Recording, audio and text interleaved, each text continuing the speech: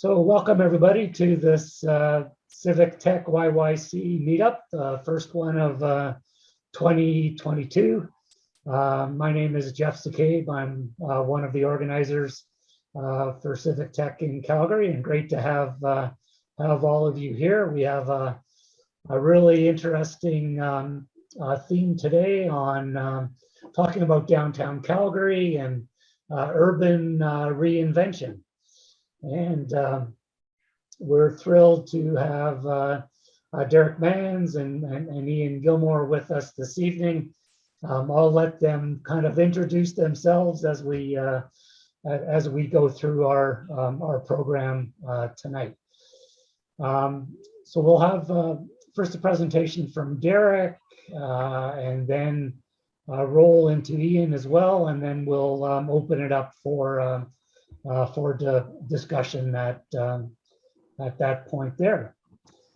So our meetups are, typically on the second Tuesday of the month, and we'll have various themes. If you have any ideas for speakers or topics, please let us know. And if the pandemic does wane and we're able to, we'd love to come back to face-to-face meetups, and if we can have one of our Civic Tech hackathons face-to-face, maybe later in the spring, that would be fantastic as well.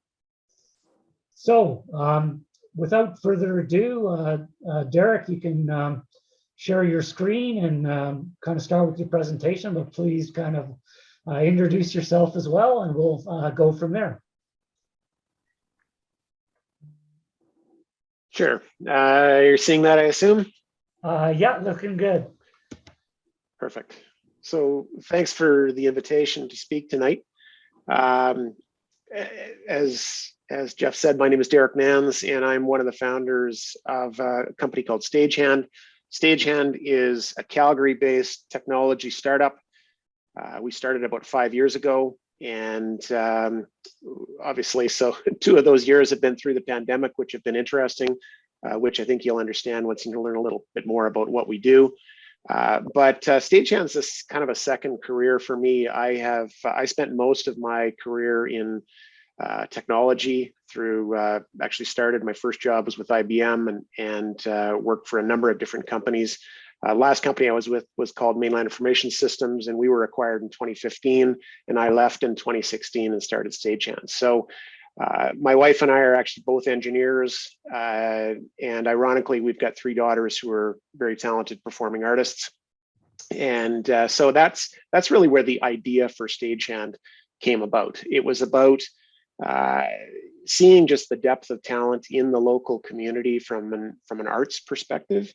And also seeing what a struggle that can be for young artists that are trying to figure out a way to make a living doing what it is that they're good at and what they really enjoy.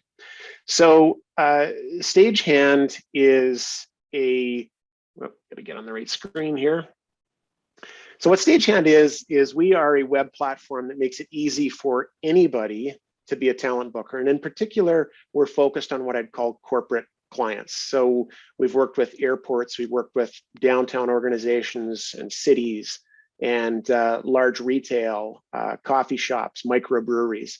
So we're focused on making it easy for those folks to be a talent booker. So the idea was really kind of originally about kind of Airbnb for the arts, so to speak, where, if with Airbnb, if you've got a spare bedroom to rent, you can put that up on Airbnb and effectively compete with hotels. You don't need to have any experience in the hotel industry. You just log onto the platform, you list your space, and before you know it, you've got people that will be looking to book your space. So we took that concept and knowing that there's a number of small venues, small valuable venues like coffee shops, for example. One of our first customers was Andy Fennell that runs Gravity Cafe in Inglewood. And he wanted to activate his space in the evening. He was very busy during the day, but the space sat empty in the evening. And so but Andy's challenge is he's not a booker himself. He's not really from the music industry. He's more of a restaurateur. And so it was taking a lot of time for him to find the artists and vet the artists and communicate with the artists and schedule it and that sort of thing. So we helped him do that, and Andy now has booked over 700 performances on the platform. But the challenge with that type of customer is, like, Andy's a good friend, but you're dealing with very small businesses, and when you're trying to create, those of you that develop software know that good software takes time, and good software can be expensive to develop. And so we really were looking for more kind of corporate clients with corporate budgets that were looking for this type of this type of service. So we got kind of our first, we started to hit our stride around late 2018, early 2019, when we started to work with the Calgary airport. I heard that they were looking to start a live music program in the terminal, called them up, and we started to work with them. They've done a little bit of live music before. They've done some stuff during Stampede and at Christmas time, but really nothing to speak of. And usually they would rely on, the Folk Fest organization or somebody to help them book the artists. So we took them from no music program to, in the first year, they booked over 1,800 live performances. They were doing somewhere between 6, 7, 8 performances per day, often on multiple different stages. And it was wildly popular with the travelers because, as you can imagine, being in an airport is typically, it can be a bit of a stressful place. You're standing in lines, you're often in a bit of a rush, or you have to go through security. And so it's not always the most pleasant place to be. And so we made it easy for them to work with local artists, and it was very successful. The Calgary airport won a big award from the industry. Then we started to work with the Edmonton airport, and I was actually down in New Orleans. We were launching the New Orleans airport in March of 2020, when, of course, the pandemic started to shut things down. Also in there, we'd worked with Stephen Avenue. So Stephen Avenue had a challenge with respect to street performance. There was some conflict was arising between street performers and the merchants on Stephen Avenue. And so they were looking for a way to run sort of a semi-curated street performance program that allowed them to move people around, and just exert a little bit of curatorial control over what was happening on the avenue from a street performance standpoint. So that really is kind of the focus of what we've been doing. And the value proposition really comes in a few different things. At the airport, I talked about the fact that it was about improving customer experience. At times, over 50% of the incoming social media traffic at the airport, and the entire airport, this multi-billion-dollar facility, was all focused on this tiny little music program. So, that's all anybody wanted to talk about at the airport. Michael Hayward used to be the VP of customer experience there. He loved to brag about the fact that they were running the largest live music venue in the city, which is kind of true. I mean, physically it's the largest, but also, in terms of just the sheer number of events that they were programming, they'd be doing about 4 times as many as a place like the Ironwood. We also have been working with places like, since the pandemic has started, well,